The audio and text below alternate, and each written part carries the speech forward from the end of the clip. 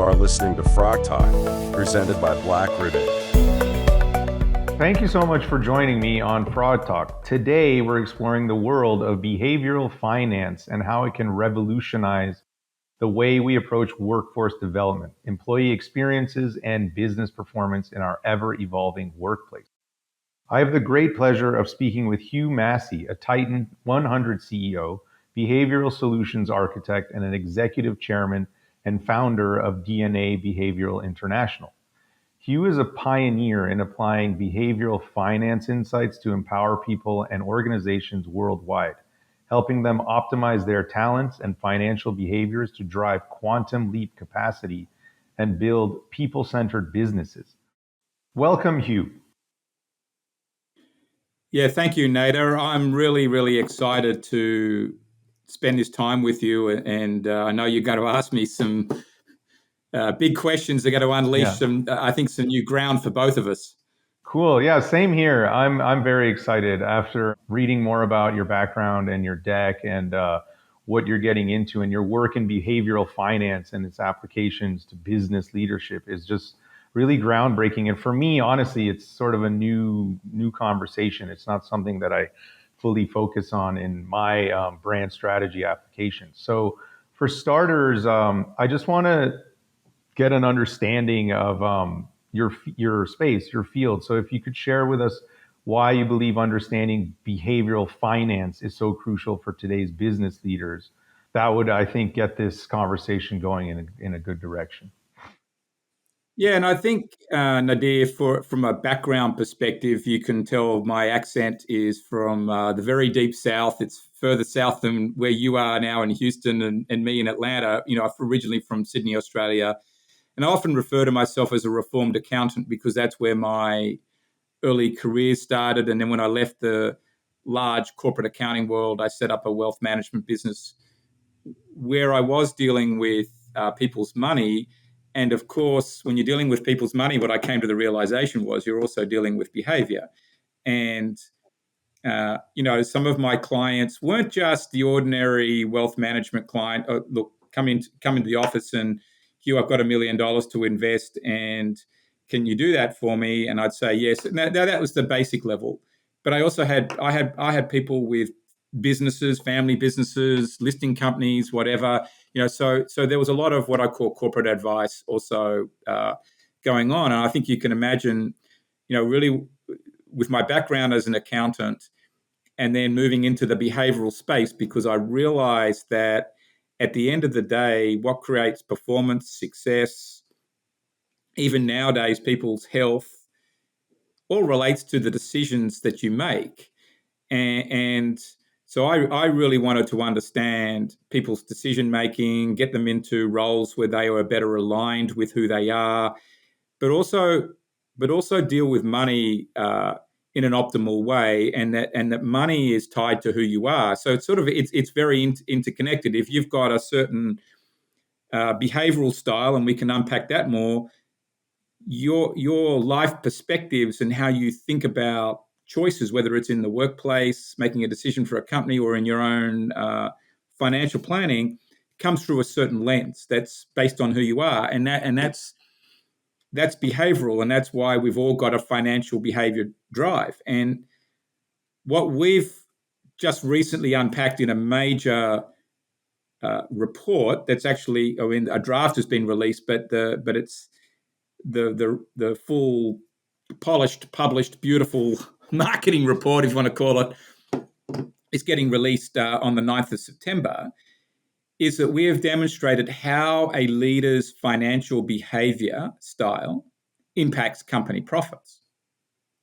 And so if you think about it, a CEO of a company who's at the top, and again, part of the report is their influence over the company is very strong, how he or she makes financial decisions impacts the whole company all the way through. So it's not only their leadership style at a sort of more basic level of how do they influence people, build relationships, emotional intelligence. It's about their financial behavior, and that it's the financial behavior that actually gets the results at the end of the day. Of course, you've got to have a relational style to some degree as well to manage people. But if you haven't got or certain key drivers in your style or attributes in your style or competencies, you're probably going to have a lot of problems uh, accelerating your company's growth and creating higher profits. And we've been able to benchmark that to company profitability, with an extensive study of every leadership team of the S&P 500 companies. And I think this also ties into something that you're passionate about, is the company brand. It's all wrapped up. It's all wrapped up together. Yeah, absolutely. And so the sort of financial behavior to me is fascinating because it, I mean, when you explain it, it sounds almost intuitive that a leader's financial behavior and the way that they sort of view finances and their business acumen and so on, and what's important to them, what drives them in terms of how to make money. I was reading one of the reports that you sent me, and there's one person. I guess it's a personality. It's called Financial Goal Drive, as being I guess the most important contributor to financial value creation. And so like I understand the technical side of this in the sense that um, a leader in any case, or at least a business owner, needs to have a certain sort of financial acumen in order to create business, to create monies, Yep. to create revenue, to create profits, to potentially, fill pipelines and so on, regardless of what the product or service or whatever it is they're selling.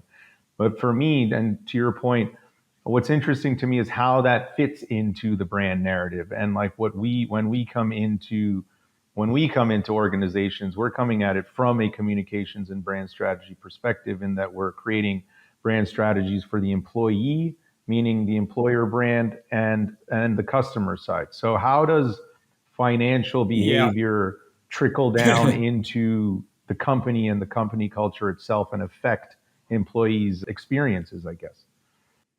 So let me. I think this is the crux of the conversation now. So let me just sort of connect the dots. That in the report you're talking about, which is leadership value, financial value creation capability, we talk about 6 metrics for the leader. Your ability to get results, your ability to build relationships and build a relationship-based organizational culture. And then, as you mentioned, Nadir, the financial goal drive, really the competitive drive of the company to sell a pipeline of products, the innovation focus, the ability to develop new products, be creative. And I think that's also something that's got to be part of the company culture, how financial resources are used, and then just the decision-making structure, the financial prudence. Now, they're the key metrics that we've shown.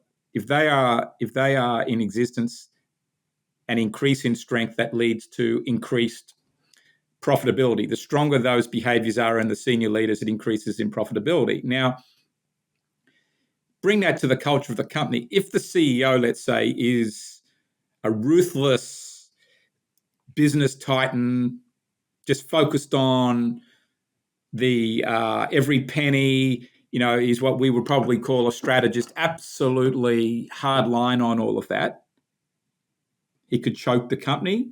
It could be a very non-relational type company, and in a sense, make a whole lot of decisions that in the end damage the brand or don't lead to brand damage. Now, what we're saying is you've got to have those sort of, if you want to call it, hardline traits, but you've also got to know how to build relationships with people and embed it in the culture the right way. And so Right. it comes down to then, how do you, as the leader, in a way, create an incentive for everybody to act responsibly inside the company, creatively, but you've also got to create the room for people to be able to communicate well with each other. It's got to be warm and friendly. I don't think it has to be a teddy bear's picnic as Right. such, or kindergarten, but it's got to be good communication.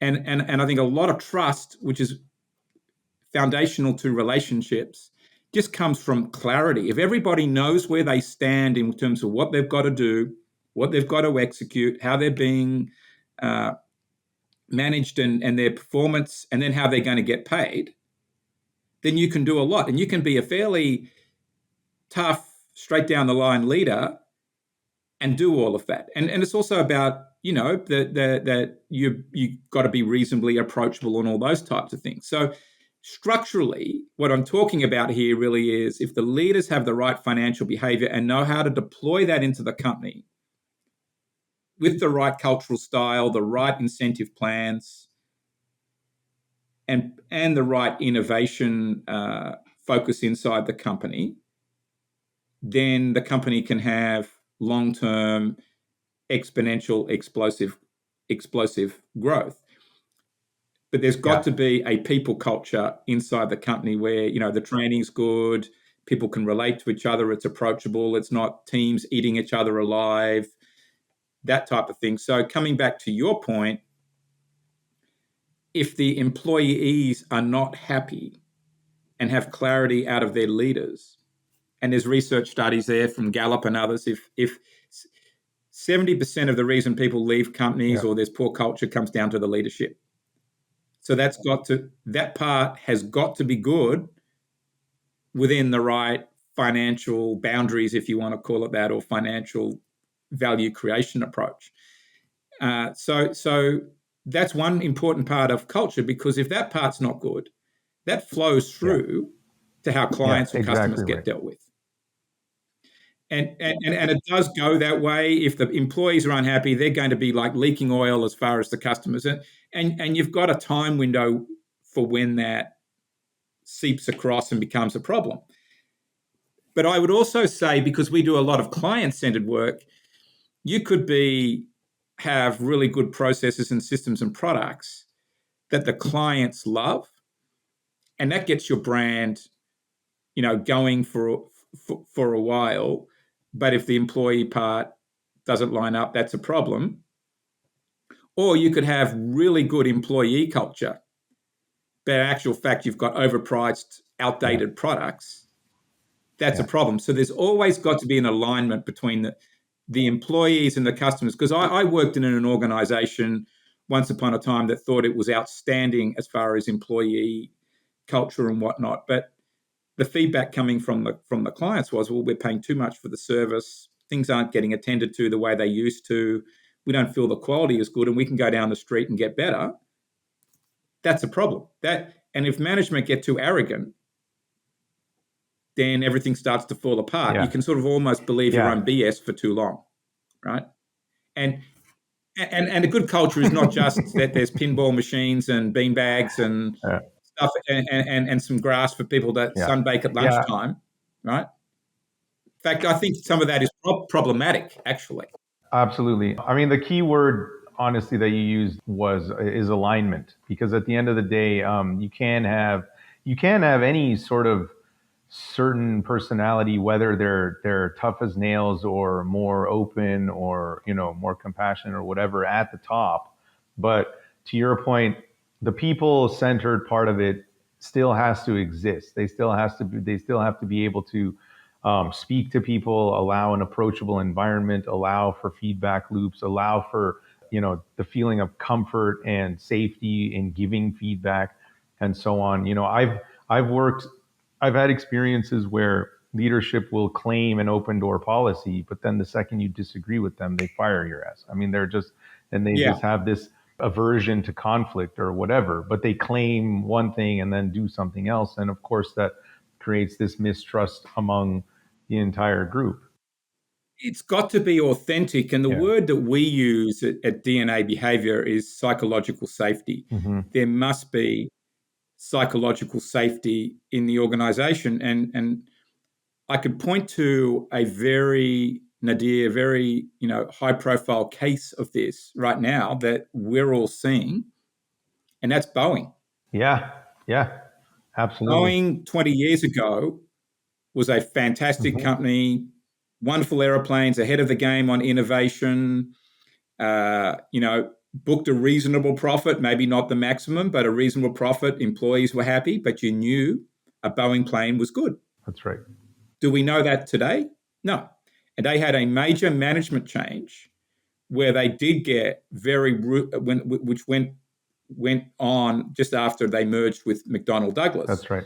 where they now got the people at the top of the pile were very financially motivated, market orientated, and they changed the culture, and it went away from safety first, and it went into cutting corners and telling lies to the FAA, and all the stuff is going on, and people losing their jobs if they came up and said, look, we don't think this is going to work, etc. The psychological safety went, and we're seeing that outwork itself now in court cases, Senate inquiries, but we're also seeing a lot of aeroplanes out there that are probably not safe. Right.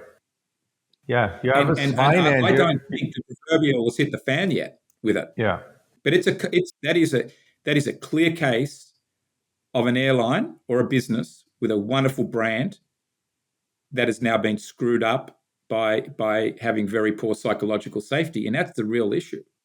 Yeah, absolutely.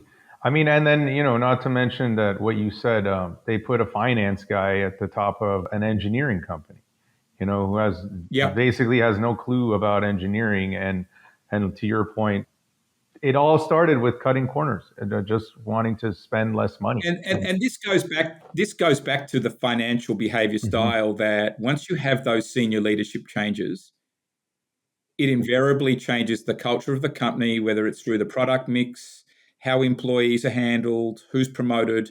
You start to see over a few years, what you'll see up front is a strategic change. And then you'll see that strategy executed over 3 to 5 years.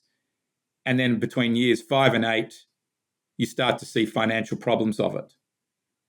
And that's why I am getting out there on the hobby horse about financial behavior and measuring it in the leaders, so that if you're an investor in these companies or making critical decisions, you will get transparency up front on there might be something up here, and it gives you a look in to see more clearly what might happen. Does that tie into this behaviorally smart model that you put together, behaviorally smart leadership, SMART? Yep. Could you explain the concept and the of that behaviorally a little smart bit? leadership is sorry, I cut over you. The behaviorally smart leadership is really around how do you balance results and relationships to keep it simple. And the smart is really around setting smart goals. But I made a play on making it smart in terms of recognition of the role of behavior in results and relationships, and there needs to be an alignment. And at the end of the day, it's sort of a bit of a seesaw. There's a tension. You need to balance the two out. And really the overlay now is that the financial behavior traits are a deeper insight into the results side of this. But you've always got to balance it up with the relational side, so that's really what that is about. In a sense, still, Nadir, the right level of emotional intelligence needs to be there from the senior leaders, but they do need to be cut from the right cloth. If you're going to create financial value, there's got to be enough drive, towards a set of goals.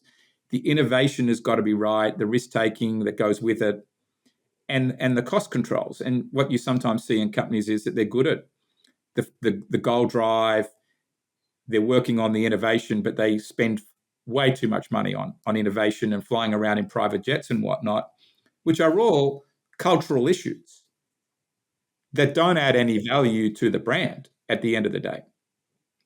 So you can see that all this is tied to the brand, because I think that at the end of the day, the brand is everything, and the brand is the value of the company. Yeah, absolutely. And I think if you can, it's all tied together. If you can create a actionable brand destination, a brand vision, an overall strategy, then that can, then that can translate and manifest into how the company is run in the first place. I look at this very simply.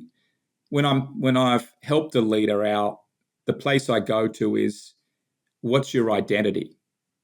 And how do you want to be seen in the world, and hold yourself accountable, how you're going to be measured? And that's normally a higher place at where you're at now, right? And it's that sort of if you could reach the holy grail of yourself, what is that identity? It's more than your purpose. It's your purpose is part of it. It's also what's your X factor. What's the thing that you're greatest at doing?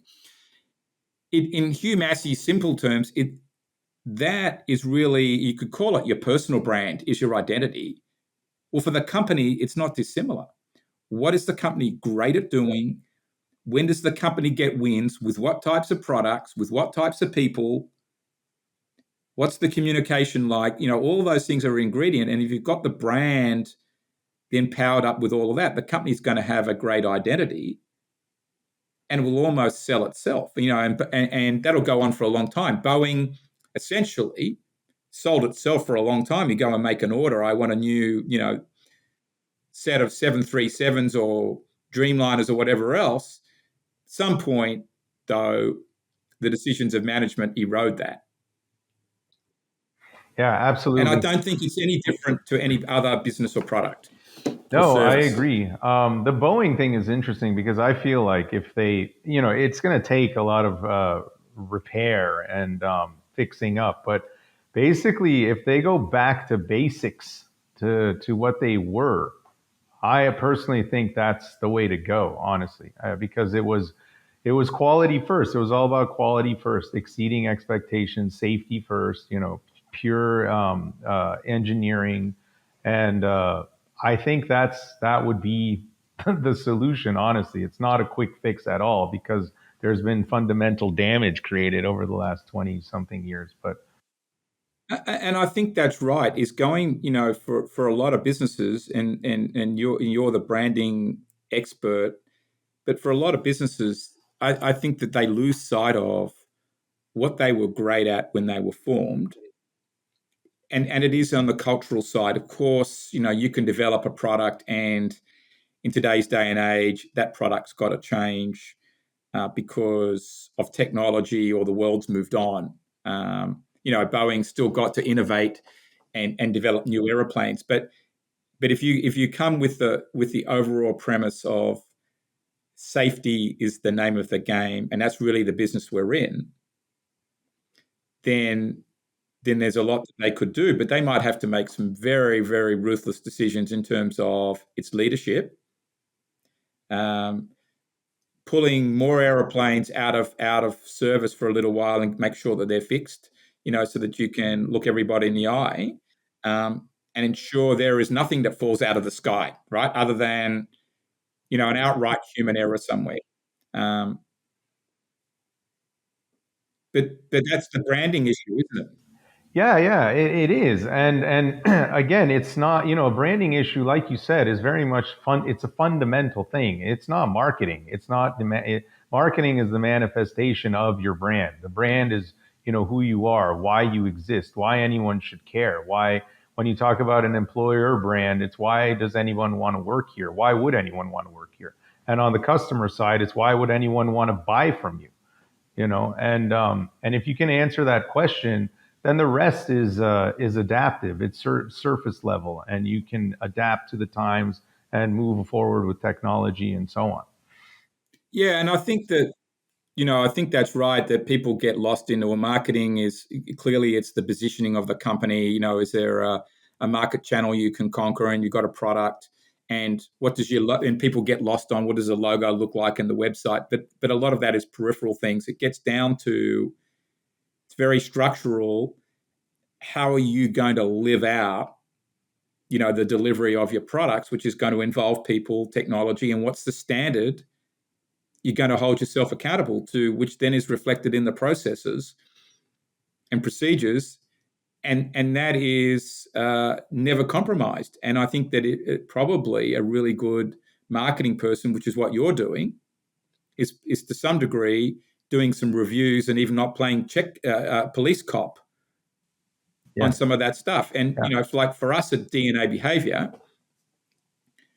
delivering our service around human behavioral insights must be done with psychological safety yeah, at all times. We cannot compromise that, yeah. and respecting that.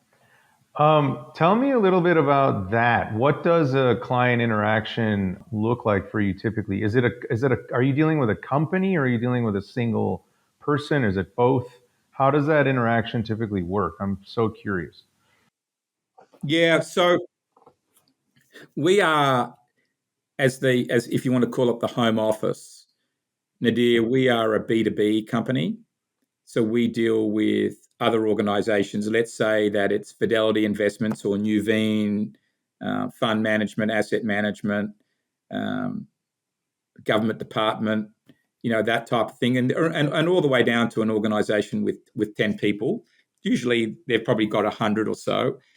But we deal with leaders in there from the very top leadership through, in the middle levels there, people culture leaders on, we can help them with hiring, leadership development, team building. So they buy a subscription from us where they can use our technology to gain insights on their people, and their people can either participate in a 10-minute discovery process online. It's very uniquely structured that produces a whole lot of, through our algorithms, a whole lot of insights about the person's talents, how they deal with money, etc., etc.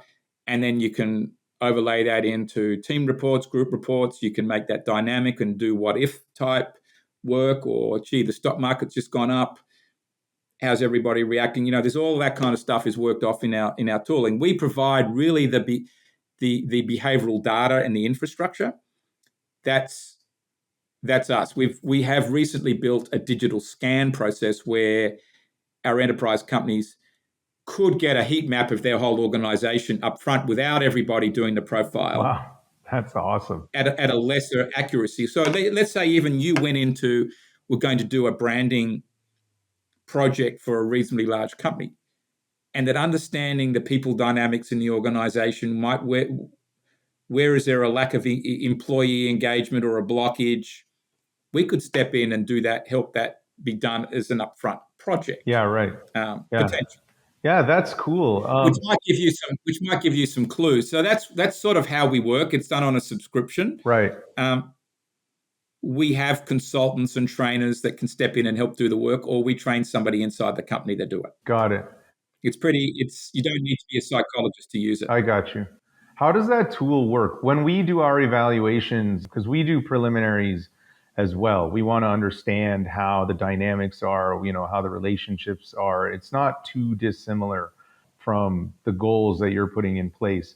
It's, we of course include brand narrative questions, what do you believe is the purpose of this company? What is the Yeah. objective of this company and so on. But then we also talk about interactions, and how a internal interaction works versus a customer interaction and all this. But it's very much driven by qualitative interviews and possibly workshops and so on, and even observational studies, which is one of my personal favorites. How does your tool work? Is it more of does it have mass capabilities where you're pretty much hitting up every employee in the organization, or is it designed for select groups, representative sample groups, or how does it work? It can be both of those situations depending on what the objectives are, and I suppose the management Mm-hmm. perspectives or the consultant's perspectives. But theoretically, every person in the organization from the top down would go in online and answer our science-based assessment process. So there's 46 questions that takes 10 minutes to complete. You're choosing between 3 words and leaving one out, and that then unloads a whole lot of insights about a person's talent. So that's what we've built through our algorithms. But that's when the person participates. Now, let's say that, which might be good for hiring. Okay, I'm choosing Right. between these 3 people. Let's have them go in there, or we're doing a high-level team building. That all works.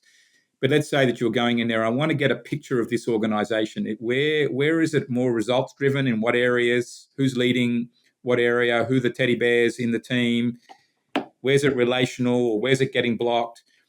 The digital scan is if we have the organization chart and the name of every person, we can feed that into our system and it will go to public data sources and find varying traits about that person from their role, things they've said, done, decisions they've made, reports they're in, whatever it is. We read that. We don't go to behind their LinkedIn account or into their Facebook accounts, Right. nothing private. It's all public.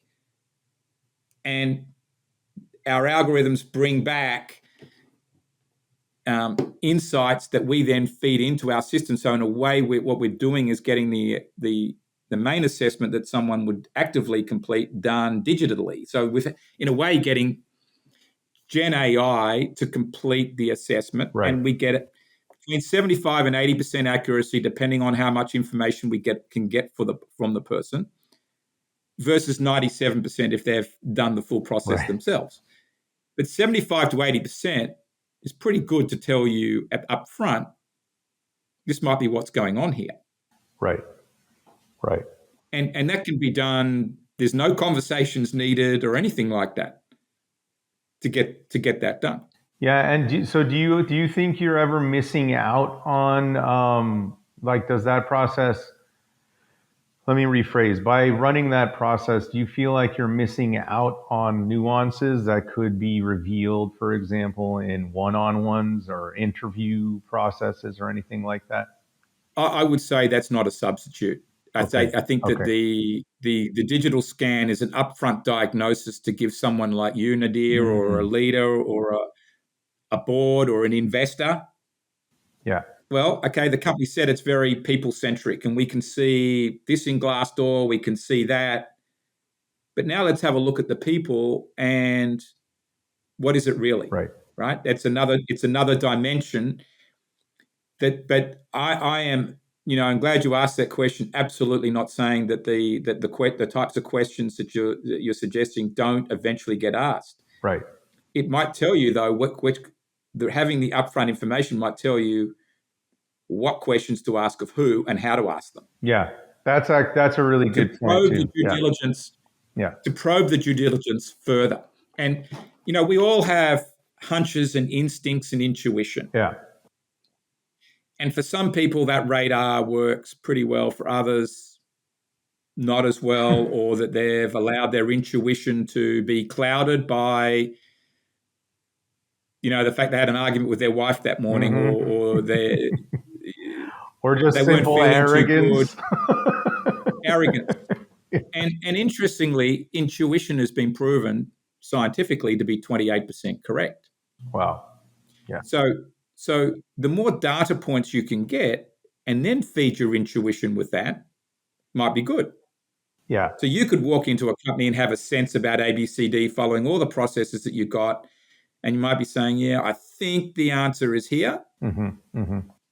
A digital scan might confirm that or open up and say, no, we need to ask some more questions. Yeah, absolutely. And that's my But personal. it's not taking a light years to get all that done. And Yeah. that's where otherwise, Right. if you have to do the assessments, that can take a long time. Yeah. Right? Yeah, exactly. That's actually what I kind of geek out over research, because that's what I like about how asking certain questions opens the door to asking more questions, and then those insights bring in some clarity, which results in more questions, and you just keep digging down this tunnel until you find real.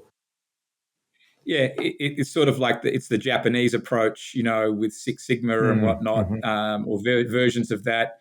Okay, one question tells you one answer. Okay, well, what's the cause of that? Right. And you keep going on, and in about 6 times, you start to find out the real answer. That's right. Yeah. And it's the same sort of model in design thinking principles, which is what we apply to our strategy work and so on. Is, it's the idea that, you empathize first, you go ask a whole lot of questions, and then you uncover a whole lot of responses. And then those insights just continue leading to more questions until you finally get a sense of the overall picture. And you brought up something interesting earlier when you said Glassdoor.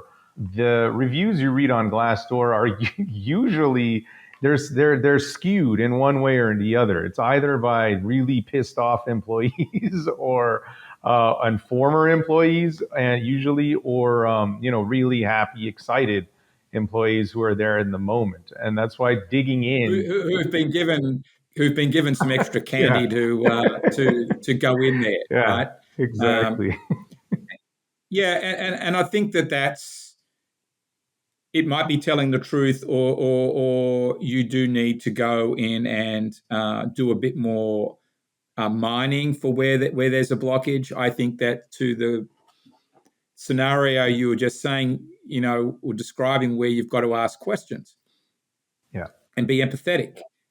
I do think the approach to questions is very important, but because we're all different as humans, even though the issue might be the same, we need to ask questions differently for different people and yeah. create a different setting. You I could be love more that. businesslike Hmm.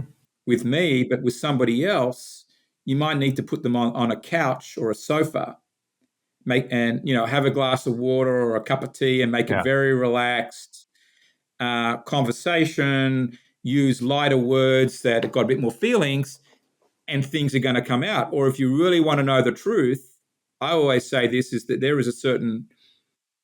there's two styles of people in out of our overall 10 unique styles. They're called engagers and community builders. Hmm. You want to know anything going on in an organization, they're going to tell you. There'll probably be an open book in Yeah. a conversation. There'll Yeah. be open book publicly. Their face will go red. They'll smile, whatever. But you get the opposite of them, whose wall will be straight up when they see Nadir coming in here to do a dissection of the organization. Yeah. Yeah. But if you know that, you can work around that. Absolutely. Yeah, exactly. And it's fun. That's funny you said that. The engagers and the community builders, they're sometimes not even your managers. They're they might be production artists or someone who's not at management level or whatever. Then and they're just in there. They talk to everybody. They know what's going on. They're observers and so on. They will be in customer support or client support Hmm. services. That area where there needs to be client interaction is a Right. good place where they should be showing up a lot. Absolutely, because they're But that might extroverts anyway. also They're typically extroverts. Yeah. Yeah. they are very extroverted. Yeah. That's really what we're talking about, is the extroverts, Yeah. you know is knowing where they are, Yeah. right? um, Absolutely. So how does going back to the financial behavior, when you're running these surveys, these evaluations to understand the dynamics of these teams and the overall employees and so on, how that affects the company culture and all that, are you asking or trying to identify the financial behaviors and personalities of these groups as well? And then how, if so, how does that since that's sort of the underlying, let's call it concept of your approach, how does that then feed into the programs that you put in place or the mitigations that you initiate?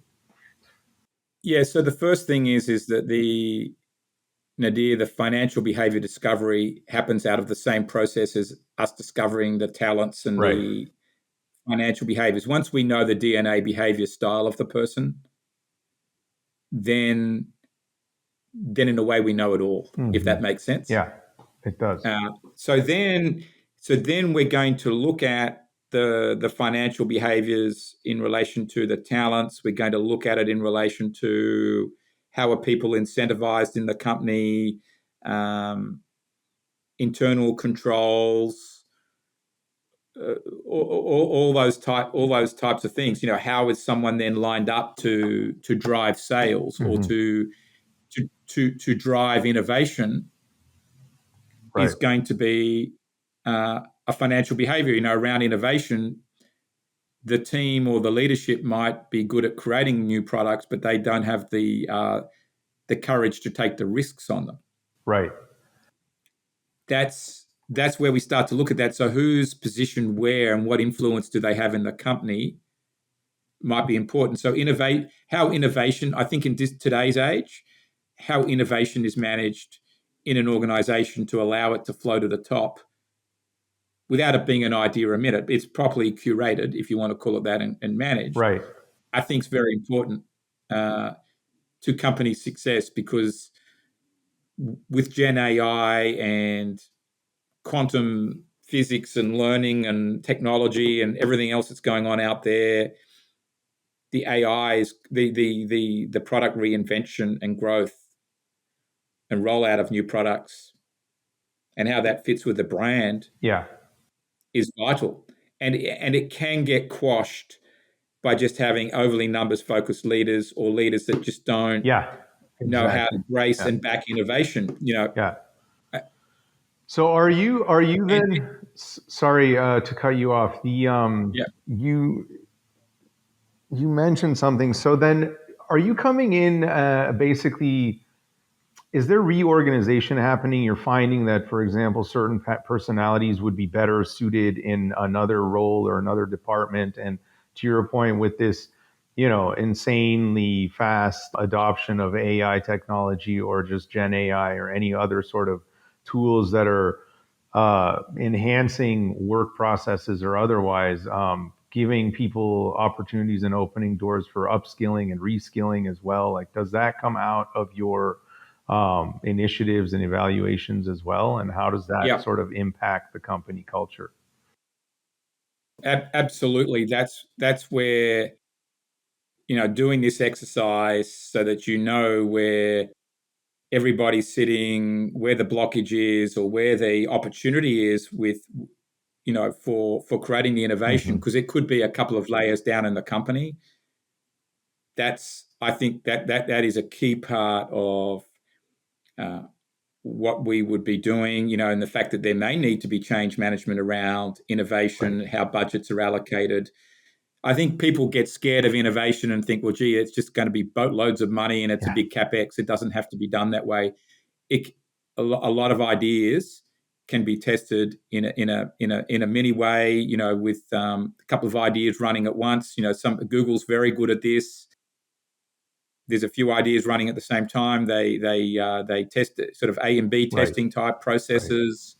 Not much is invested, and then suddenly, bang, they move out on something. And again, there could be a misfire, but I think that's where having the right structure to it is important, and the right way of thinking, and a leadership team that's up to doing it. And the scary thing is that PwC put out some research earlier this year where it said, and this is of top line companies, this is not little tiny top companies, Right. 45% of CEOs think by 2030 their company may not be in existence. Wow. That's telling you a Yeah. lot, That says isn't it? that says a lot. That's quite telling. And we're talking waste management companies and healthcare companies Yeah. and whatnot. Um, and so I think that where we could play a role, whether our DNA and even I think your work is, let's say that a major investment is being made in a company, Hmm. a PE deal, private equity type Hmm. deal is being done. The leadership team and the CEO might have been great at getting the company to where it is, say $50 million of sales or $100 million of sales, but they aren't the right person to go further. Right. But should they be booted out? Maybe not. There can be a board role, an advisory role. There's lots of ways or Yeah. chief of innovation. Maybe they should just focus on one thing.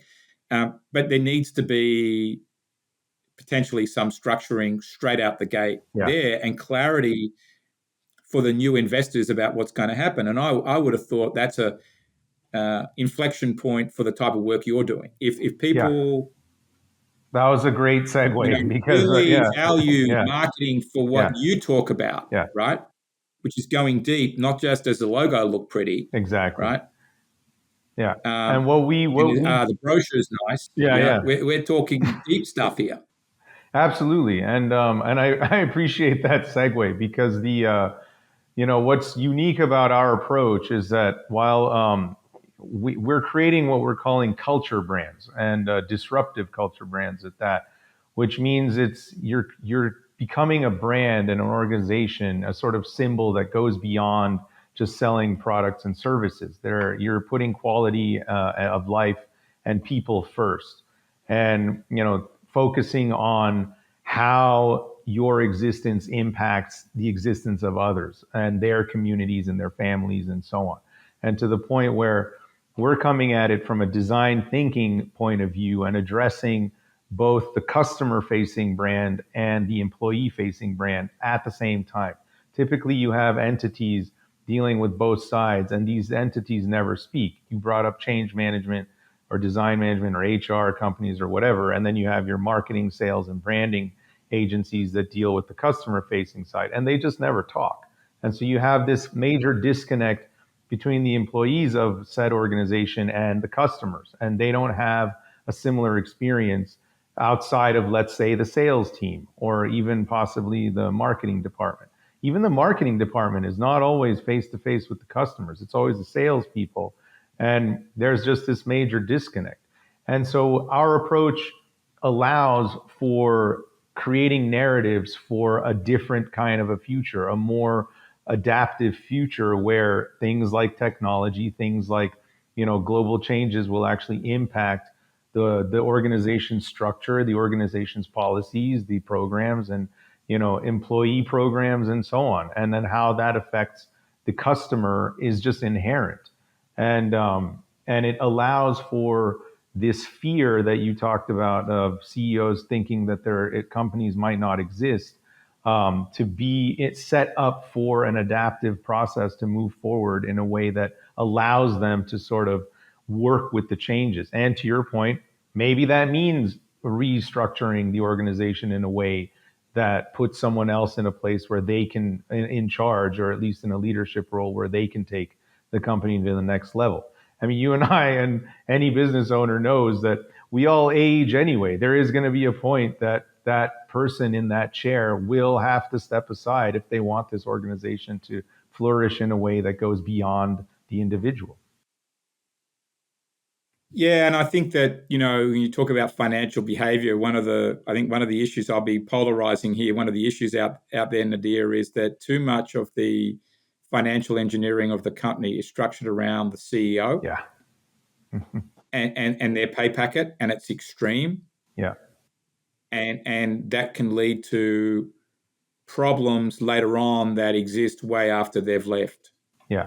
Absolutely. And that's a problem, but that's a board issue. And I think that's where boards have got to be better and stronger. And we absolutely, the leadership's got to be there to create long-term value. Yeah. But it's not structured around one person.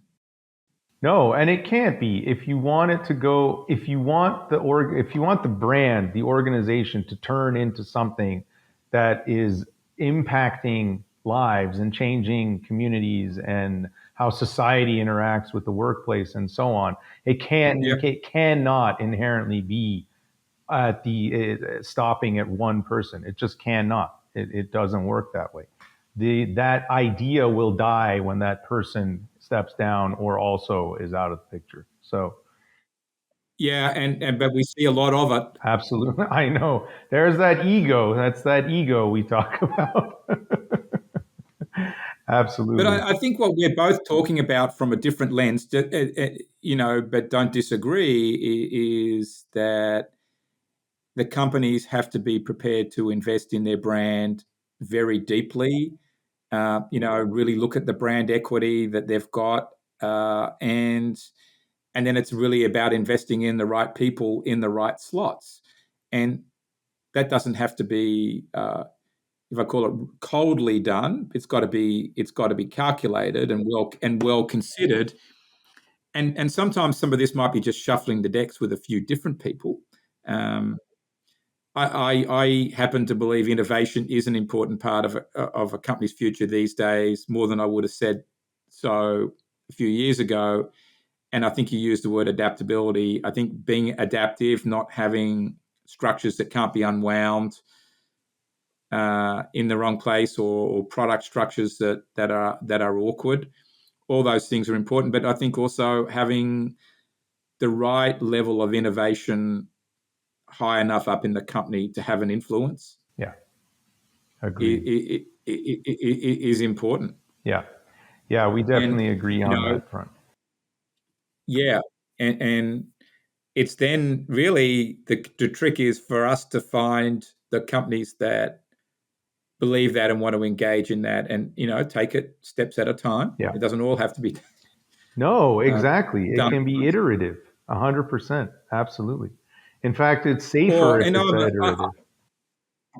I'm a big believer in the concept of quantum leaps, and that. But to make a quantum leap doesn't mean that the change has to be major in terms of lots of money. It could be a 1% tweak in one area, Right.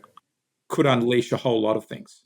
Yeah. And I think it's finding where those areas are, and building performance out of that, and building trust in what we're doing is the key to getting started. Yeah, absolutely. Hugh Massie, unfortunately, our time is up. Yeah. We can just keep talking about this forever. It was such a pleasure having you on the show. I certainly learned a lot today. Would you like to tell our guests where they can find you? Yes, so thank you, Nadir. I've really enjoyed the conversation, and you've taken me down a path that no one else really has. But it's in this slant, particularly around the marketing and going deep in the company. So I've really enjoyed that and appreciated it. And people can find me either on LinkedIn. So I'm the only Hugh Massie in Atlanta, and with DNA Behavior, or you can find me at our website, dnabehavior.com. There's lots of resources there, including some of the reports that we talked about today. It's all there and can be downloaded. So I think if you want to learn more about me, go to those two places. Wonderful. Thanks again, Hugh. Thank you so much. And we will be in touch. Thank you, Nadir. All the best.